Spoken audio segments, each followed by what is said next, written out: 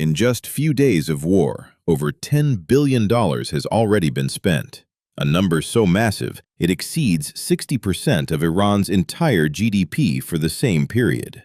Cities lose power, weapons are destroyed, economies shake. But the damage doesn't stop in the Middle East. Israel, Saudi Arabia, Qatar, Bahrain, and even India feel the shockwaves. Global markets drop, inflation fears rise. So the real question is, who is actually benefiting from this war? Inside the United States, 77% of citizens oppose the war. Ordinary people see only rising prices, falling savings, and growing uncertainty. But behind the chaos of war, there is a hidden economy. The defense industry boom.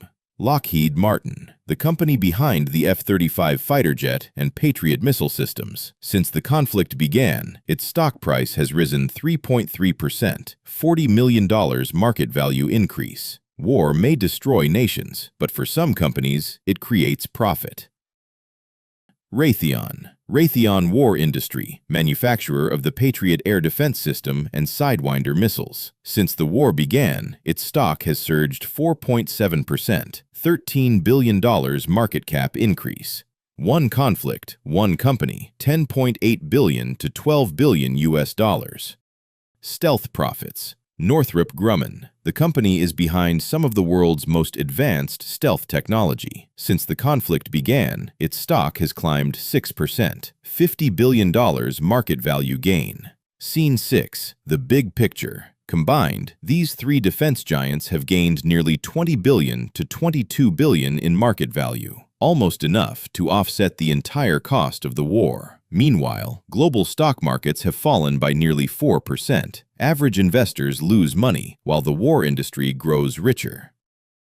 Wars don't just destroy cities.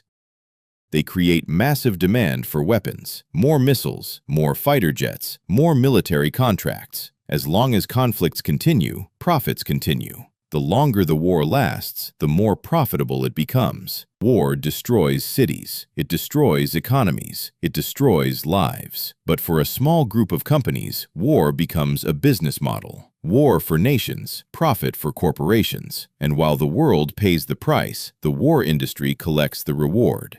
The next time a war begins, don't just watch the battlefield. Watch the stock market.